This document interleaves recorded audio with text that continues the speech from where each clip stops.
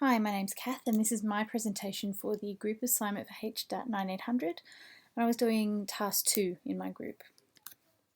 So my approach for task 2 was essentially first to clean and check the data, second to figure out how to build the base map with the map changing for the state input, thirdly to add the heat map, and then lastly adding the labels.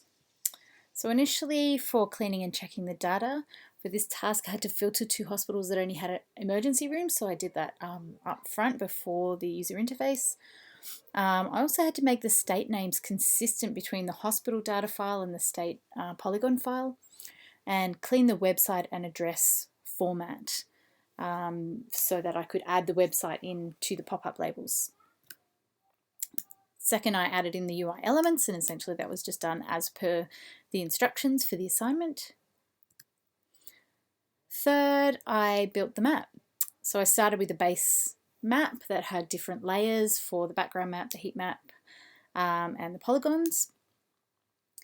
And I then also created a reactive function that would filter the polygon object by the state input, and so that this would make the map zero in on that state and then have a polygon around the state.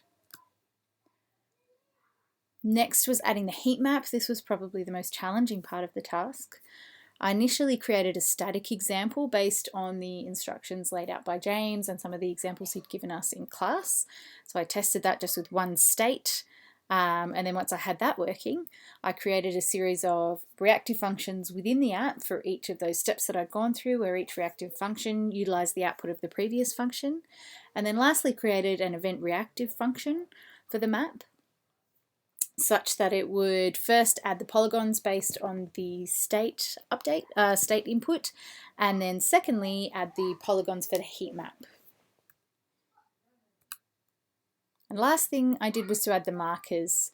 And so here I did that just by creating an if statement in the event reactive statement for the map, where I had previously created a reactive function that filtered the hospital data by the state input, and then within this if statement, if the show markers item was checked, then we could add the markers, and I pulled latitude and longitude from that filtered object, and then also added in labels.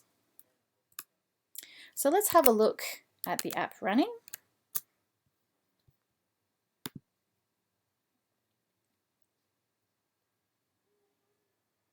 Okay, so we'll go to the Task 2 tab. So let's pick a state, maybe Queensland, hit the update button. Okay, so there you can see we've got the polygon and we have the heat map. The heat map will change based on the inputs here, but not until we hit the update button.